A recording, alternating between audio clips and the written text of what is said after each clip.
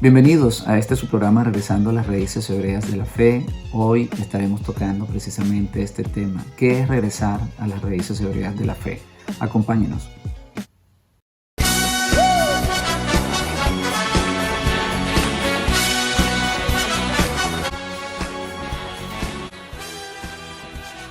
Cuando hablamos de regresar a las raíces hebreas de la fe, llegan al pensamiento de las personas que no están familiarizados con el tema muchísimos conceptos, siendo el judaísmo el más predominante. Como dato importante, hay que recordar que los primeros 10 a 12 años de lo que se conoce como iglesia primitiva estuvo compuesta solamente por judíos, hasta que Yeshua personalmente llamó al apóstol Pablo para el ministerio de los gentiles.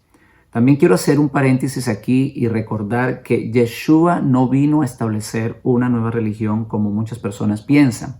Él estableció una secta judía más de las que ya existían, en este caso con las enseñanzas sin la levadura de los fariseos y líderes religiosos de la época. Debemos entender que para la época del Mesías se habían colocado tantas cercas de protección sobre la Torá que prácticamente era imposible cumplirla. Veamos lo que nuestro Santo Maestro le dice a sus discípulos en Mateo 23, del 2 al 4. En la cátedra de Moisés se sientan los escribas y los fariseos, así que todo lo que os digan que guardéis, guardadlo y hacedlo, mas no hagáis conforme a sus obras, porque dicen y no hacen, porque atan cargas pesadas y difíciles de llevar, y las ponen sobre los hombros de los hombres, pero ellos ni con un dedo quieren moverlas. Cuando vemos las discusiones de nuestro Santo Maestro con los líderes religiosos de la época acerca del Shabbat o día de descanso como conocemos ahora, nos damos cuenta que dichas restricciones no estaban en la Torá, sino que eran añadidas por ellos.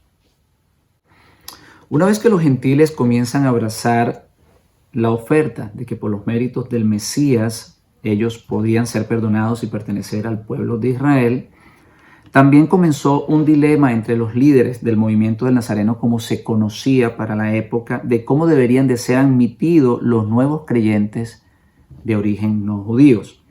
Unos de ellos decían que debían de circuncidarse y Pablo y Bernabé no estaban de acuerdo con esto. Así que se originó lo que conocemos como el primer concilio de Jerusalén, y esto lo vemos en el capítulo 15 de Hechos, el versículo 1 al 2.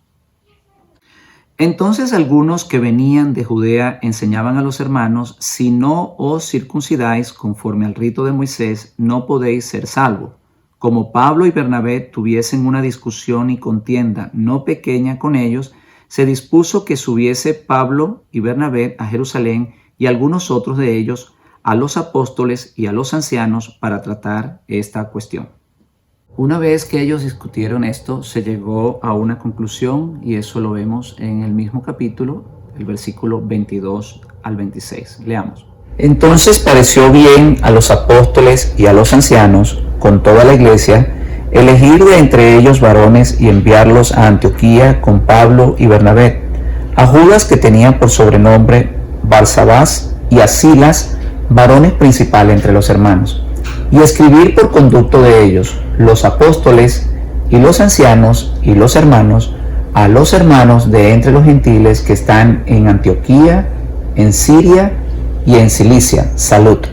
Por cuanto hemos oído que algunos que han salido de nosotros, a los cuales no dimos orden, os han inquietado con palabras perturbando vuestras almas, mandando circuncidaros y guardar la ley, nos ha parecido bien, habiendo llegado a un acuerdo, elegir varones y enviarlos a vosotros con nuestro amado Bernabé y Pablo.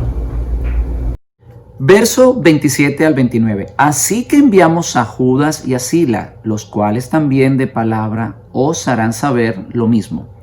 Porque ha parecido bien al Espíritu Santo y a nosotros no imponeros ninguna carga más que estas cosas necesarias: que os abstengáis de lo sacrificado a ídolos, de sangre, de ahogado y de fornicación, de las cuales cosas si os guardareis, bien haréis, pasadlo bien. Es importante aclarar que cuando dice no guardar la ley, no se refiere a no guardar los 10 mandamientos, sino a no guardar todas las normas que los judíos tienen adicionadas a los 10 mandamientos.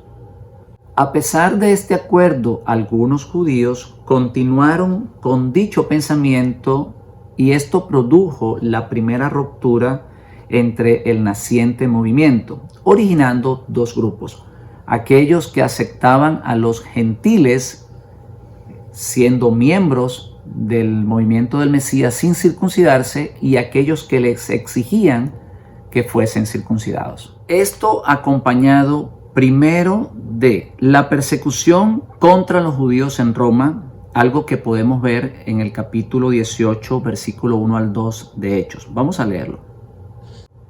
Después de estas cosas, Pablo salió de Atenas y fue a Corintos, y halló a un judío llamado Aquilas, natural de Ponto, recién venido de Italia con Priscila su mujer, por cuanto Claudio había mandado que todos los judíos saliesen de Roma.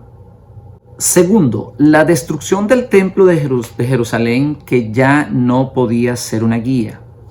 Tercero, la muerte de los discípulos, que ya no podían corregir problemas doctrinales que se presentaran en las comunidades.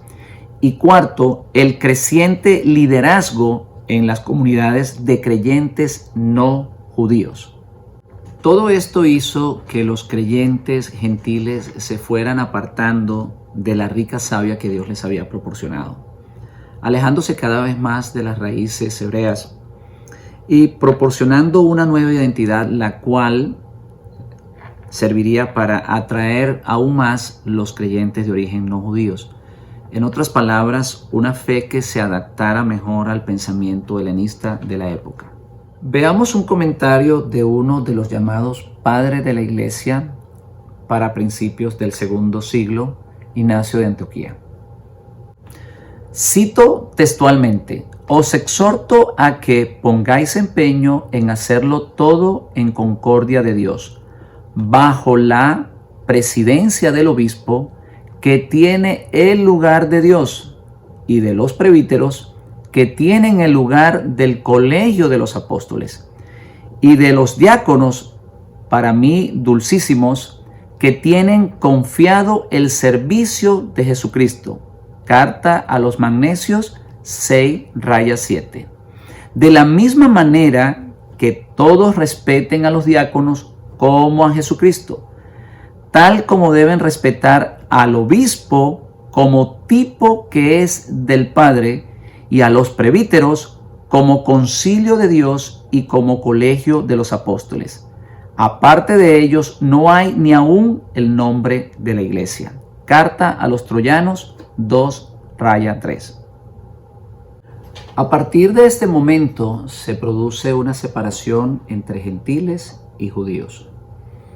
Más adelante Constantino, por intereses políticos, se convierte al cristianismo, dándole un gran impulso al mismo, convocando también un concilio llamado el Concilio de Niceas, donde se comenzaron a discutir doctrinas acerca de la naturaleza del Mesías, las cuales estaban en contra totalmente de las enseñanzas apostólicas, y de esta manera se inicia lo que hoy conocemos como la Iglesia Católica, Apostólica y Romana.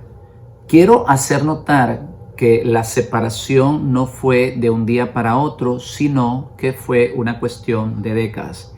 A pesar de la Reforma en 1517, los protestantes no lograron separarse totalmente de la matriz católica, continuando con muchas creencias originadas precisamente allí. El resultado es lo que hoy en día tenemos, muchísimas denominaciones cristianas que, a pesar de estar bajo la autoridad de la madre, no se comprenden ni se aceptan entre sí. Así que regresar a las raíces hebreas de la fe es, primero, regresar a las enseñanzas de nuestro santo maestro y sus discípulos sin la levadura de los líderes religiosos de la época y sin la contaminación de la iglesia romana. Segundo, es nutrirse de la rica savia del olivo natural, donde un día fuimos injertados como lo explica Pablo en Romanos 11:17. Es conectarnos al verdadero testimonio del Mesías, el cual es el espíritu de la profecía, como lo dice Revelaciones 19:10. Es desconectarnos del cordón umbilical de la iglesia romana y de todas sus enseñanzas, tales como la adoración en el día del sol, la doctrina de la sustitución, la falsa Trinidad, la encarnación de Dios, etc. Es comenzar a guardar los 10 mandamientos, no 7, no 8, no 9, sino 10 mandamientos. Pero sobre todo, regresar a las raíces hebreas de la fe es recibir la fe de que hay un solo Dios que es invisible, el Dios de Israel, que ese Dios ungió a un hombre para traernos el verdadero mensaje de salvación, y que ese hombre Dios lo levanta de entre los muertos y lo exalta por los méritos de él y lo hace Mesías y Rey. Quiero hacer énfasis en esto. Yo no puedo regresar a las raíces hebreas y seguir creyendo que el Mesías es el Dios de Génesis 1. Yo no puedo regresar a las raíces hebreas de la fe y creer que Dios murió en la cruz, como algunas denominaciones lo predican, porque el fundamento de la creencia apostólica es que existe un solo Dios y que además existe un solo mediador entre Dios y los hombres, el Mesías hombre, su majestad, el Rey de Israel y del mundo. Quiero terminar con las palabras del apóstol a los gentiles. Leamos. Primera de Corintios 7, 17 al 20. Pero cada uno, como el Señor le repartió y como Dios llamó a cada uno, así haga. Esto ordeno en todas las iglesias. ¿Fue llamado alguno siendo circunciso? Quédese circunciso. ¿Fue llamado alguno siendo incircunciso? No se circuncide. La circuncisión nada es y la incircuncisión nada es, sino el guardar los mandamientos de Dios, cada uno en el estado en que fue llamado, en él se quede. Y como prueba de esto, Pablo, para demostrarlo y confirmarlo, vamos a leer el capítulo 16 de Hechos.